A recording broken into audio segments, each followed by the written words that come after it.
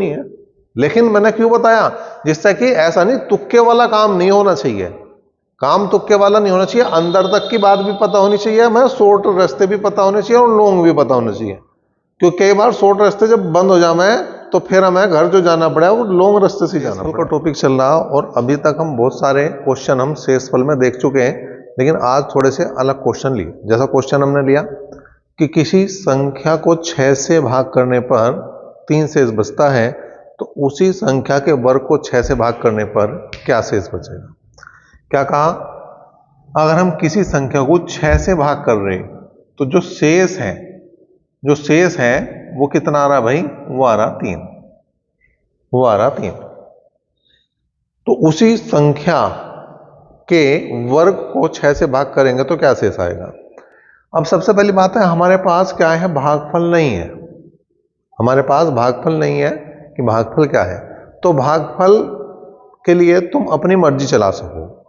मर्जी चलाने का मतलब तुम भागफल कुछ भी मान सको, 1 मान सको, 2 मान सको, 3 मान सको, 100 मान सको, कुछ भी संख्या मानोगे उसी सा उत्तर आ जाएगा।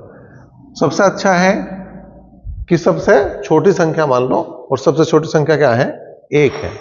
अगर मैं एक भागफल मानना हूं और भाजक 6 है, तो 6 की गुणा 1 में करूंगा, 6 एकम 6, और उसमें शेषफल जोड़ दूंगा तो भाज्य आ जाएगा। वो कितना आ गया, 9। भाई हमारे पास जो सूत्र है वो यही तो है, भाज्य बराबर जो है वो भाजक गुणा भागफल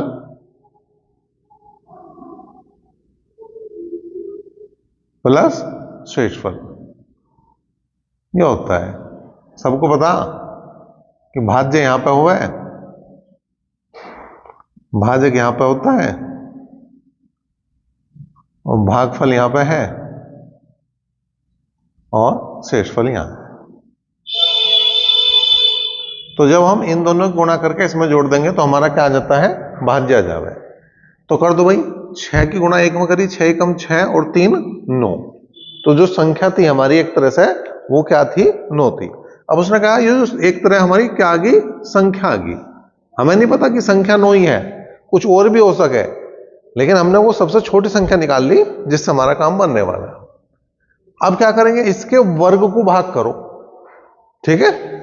तो 9 का वर्ग हो गया 81, और 81 को भाग कर दो किससे भैया, 6 से। तो 6 से भाग करा, कितना आया, 6 एकम 6, ठीक।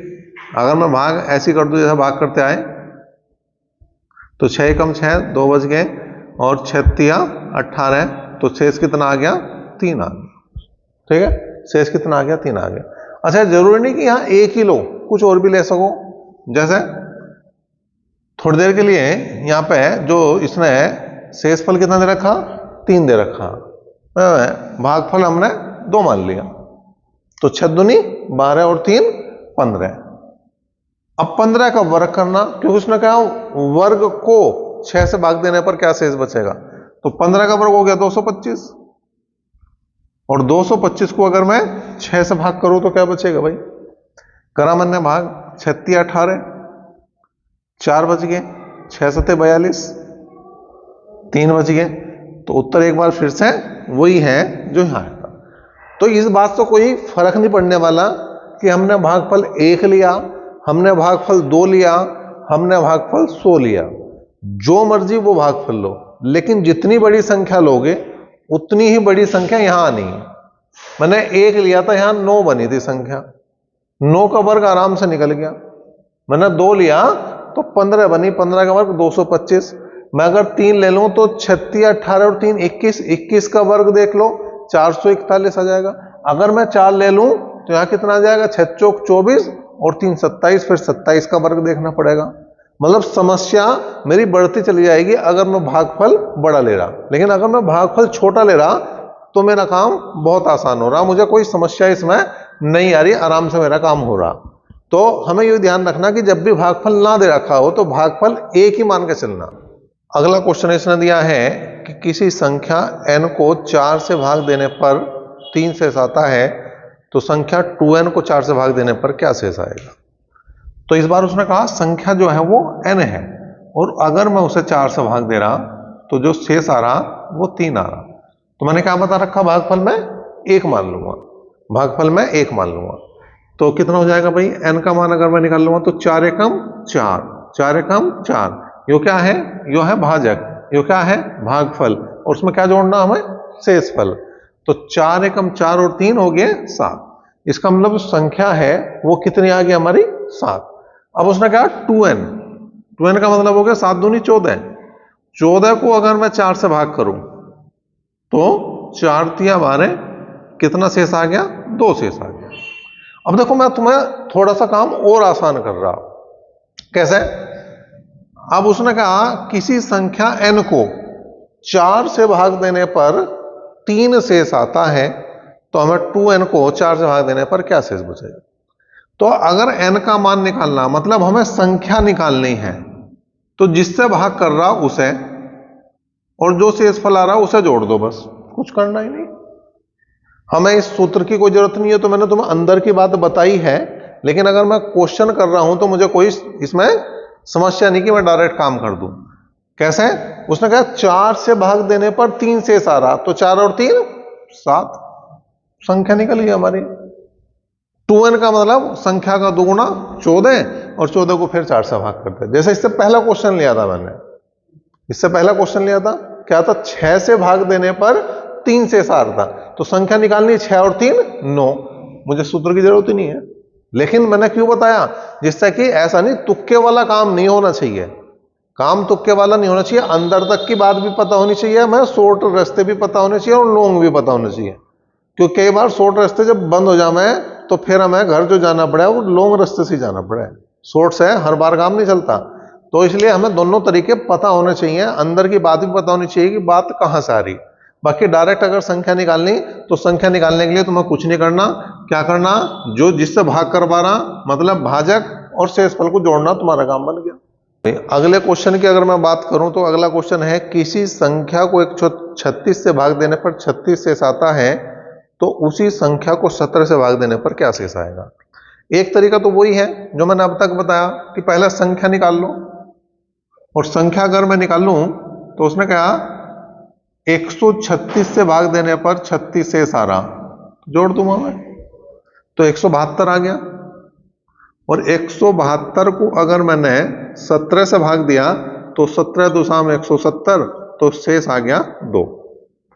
लेकिन कुछ क्वेश्चन ऐसे होंगे जो बहुत ही ज्यादा आसान होंगे, बहुत ही ज्यादा आसान। कैसे कि यहां पे देख लो, जैसे 17 से भाग करने की बात कर रहा, पहले किससे भाग करवाया था इसने, 136 से, बाद में किससे भाग करवा रहा है वो 17 से, बाद में किससे भाग करवा रहा है वो 17 से। तो 17 8 136, मतलब जो पहले वाला भाजक है, जो पहले वाला भाजक है, अगर वो दूसरे वाले भाजक से कट रहा है, अगर पहले वाला भाजक है वो दूसरे वाले भाजक से कट रहा, तो कुछ नहीं करना तुम्हें, जो शेष है केवल उसे पकड़ना। और शेष था हमारा 36, शेष क्या था हमारा 36, और 36 को ही भाग दे दो, बस 36 को ही भाग दे दो, किससे, 17 से, जिससे भाग करवा, 17 दूनी 34।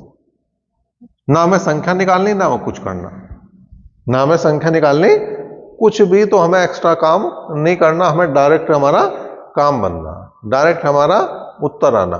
जैसे इससे पहला हमने क्वेश्चन लिया तो हमने कहा था किसी संख्या n को किससे भाग करवाते, 4 से, ठीक है, किसी संख्या n को 4 से भाग करने पर कितना शेष आ रहा था, 3 शेष आ रहा था। तो 2n को 4 से भाग देने पर क्या शेष बचेगा, वहां अलग चीज थी, वहां हमें मतलब संख्या सेम थी जिससे भाग कर रहे थे, लेकिन अंदर की संख्या चेंज कर रहा था। लेकिन यहां पे क्या है, यहां पे वो भाजक को चेंज कर रहा, अगर भाजक को चेंज कर रहा और भाजक ऐसा दिया कि पहले वाला भाजक दूसरे वाले भाजक से पूरा पूरा कट जावे, तो तुम्हारा डायरेक्ट काम बन जाएगा। हम एक क्वेश्चन और लेंगे और उस क्वेश्चन को केवल इस तरीके से करेंगे, किसी दूसरे तरीके से, मतलब इस तरीके से ना करके डायरेक्ट इस तरीके से करने की कोशिश करेंगे। एक क्वेश्चन और लिया हमने, किसी संख्या को 156 से भाग देने पर 29 शेष बचता है, तो उसी संख्या को 13 से भाग देने पर क्या शेष बचेगा।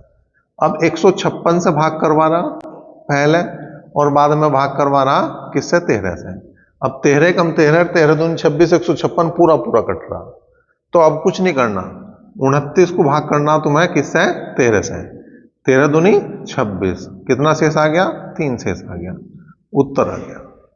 अगला क्वेश्चन क्या है, किसी संख्या को 13 से विभक्त करने पर 1 शेष बचता है, उसके भागफल को 5 से भाग करने पर 3 शेष फल बचता है, तो 65 से भाग करने पर उस संख्या को क्या शेष बचेगा। क्या कहा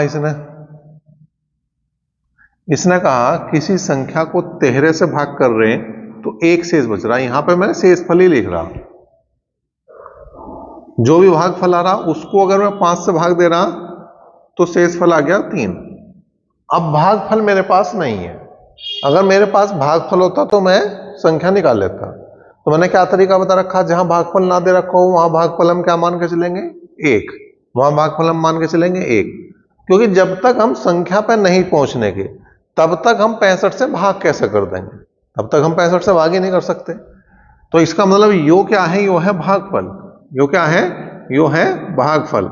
इसे मैं कुछ भी मान सकूं, इसे मैं 1 भी मान सकूं, इसे मैं 2 भी मान सकूं, इसे मैं 3 भी मान सकूं। इससे पहले मैंने एक क्वेश्चन में बता दिया तो मैं 2 लेके भी दिखा दिया, लेकिन जितनी बड़ी संख्या हम मानेंगे उतनी ही बड़ी संख्या हमारी बनती चली जाएगी, फिर हमारे लिए दिक्कत उतनी ही बनेगी। तो हमने 1 ही मानना, सब ध्यान रखो कि भाई 1 ही मान कर चलना, 1 से ही हमारा काम बनेगा। तो 5 एकम 5 और 3 8। अब यो क्या आ गया भागफल, यो इससे पहले क्या था भागफल था, ठीक है। अब 13 की गुणा किस में करनी पड़ेगी मुझे 8 में, क्योंकि इस 13 के लिए यो भागफल है और यो क्या है शेषफल है। तो 13 8 104 और 1 कितने हो गए 105। तो संख्या क्या थी वो 105 थी।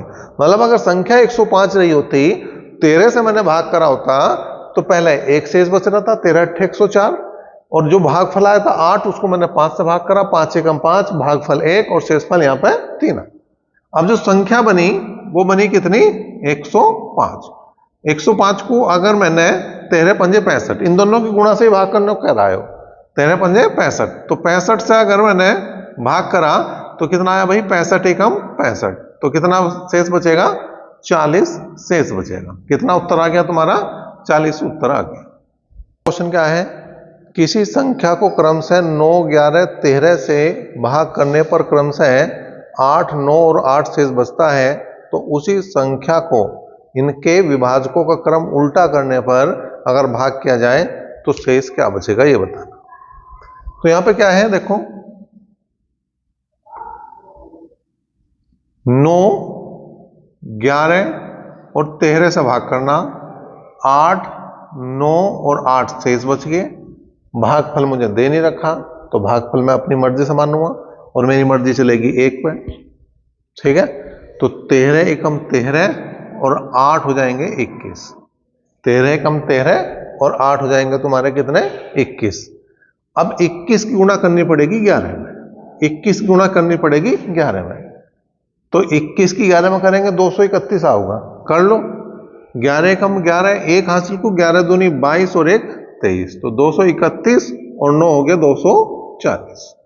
231 और 9 हो गए 240, ठीक है जी। अब यहां पे 240 की गुणा करनी पड़ेगी हमें किसमें 9 में, तो 9 0 0, 9 चौक 36 का 6 का हासिल को 3 और 9 दूनी 18, 18 और 3 21, 2160 और 8 जोड़ दो तो ये बन जाएगी संख्या 2168। संख्या कितनी थी स्टार्टिंग में 2168। तो यहां पे क्या करना हमें 2168 को भाग करना, लेकिन विभाजकों का क्रम मुझे क्या करना उल्टा करना। विभाजकों का क्रम मुझे क्या करना उल्टा। उल्टा मतलब यहां पे 13 फिर 11 और उसके बाद 9, 9 11 13 की जगह 13 11 और 9 मुझे लेना। तो 13 से भाग करा 13 कम 13, 21 में से अगर मैं 13 घटाऊंगा तो 8 बचेगा, 86 हो गए, 13 6 78, ठीक है। तो 86 में से 78 घटा दो, 8 बच गए, कितना हो गया 88, 13 6 78, कितने बच गए 10। तो जो पहला शेष हमारा यहां पे 8 बच रहा था वो आ गया अब 10। अब 11 से भाग करा, 11 कम 11, कितने बचे 5, कितने हुए 56, 11 पंजे 55, कितना शेष बचा 1। फिर 9 से भाग करा तो कितना आया 9 एकम 9, कितना शेष बचा 6। तो जो पहले शेष 8 9 और 8 था अब वो शेष 10 1 और 6। अच्छा एक चीज ध्यान और रखनी, एक चीज ध्यान क्या रखेंगे कि आप जब भी भागफल मान रहे हो, जब भी आप भागफल मान रहे हो एक, तो जब भाग करोगे लास्ट में तुम्हारा एक ही आ रहा होगा भागफल। जब संख्या को भाग कर रहे होगे वही भागफल आ रहा होगा जो तुमने मानना था। ठीक है, किसी भी क्वेश्चन में देखो तुम, भागफल तुम्हारा वही आ रहा होगा जहां हमने संख्याएं बनाई हैं। ठीक है, अगर जो है उन्हीं की बात चल रही है, उसी संख्या पर आधारित कुछ चल रहा, तो भागफल मोस्टली वही आवा है जो हम मान के चले हैं। तो यहाँ पे एक पन्ना भागफल लास्ट में भी यहाँ पे एक ही बना। तो इस तरह से ये जो है क्वेश्चन आराम से हो सके, इसमें कोई ऐसी समस्या वाली बात है नहीं। वही अगला क्वेश्चन क्या है, प्राकृतिक संख्या n के लिए n की पावर 3 माइनस n सर्वदा किस बड़ी से बड़ी संख्या से विभक्त होगा। तो यहां पे अगर मैं n का मान रखना शुरू करूं तो प्राकृतिक संख्या कहां से स्टार्ट होगा, 1 से। ठीक है, अगर मैंने 1 रखा तो ये आ गया 1 की पावर 3 माइनस 1। तो 1 की पावर 3 का मतलब 1 माइनस 1 का मतलब 0। तो 0 क्या किसी को विभक्त कर सके? नहीं। 0 विभक्त सबसे हो जाएगी, 0 कट सबसे जाएगी, लेकिन 0 किसी को काट नहीं सकती। अगर 0 से हम भाग देंगे तो इनफाइनाइट आऊगा, मतलब अपरिभाषित आऊगा, हम उसे नहीं बता सकते भागफल क्या हो। तो दूसरा रखेंगे भैया 2 की पावर 3 माइनस 2। 2 की पावर 3 का मतलब आ गया 8, माइनस 2 का मतलब आ गया 6। तो क्या वो 6 बड़ी से बड़ी संख्या है जो इसमें कोई भी मान रखे और वो 6 सबको काट दे, या कोई इससे बड़ी भी संख्या है? और रख के देख लो इनका मान। हमने रखा 3, तो 3 की पावर 3 माइनस 3, 3 तिया 9 तिया 27 माइनस 3, तो आ गया 24।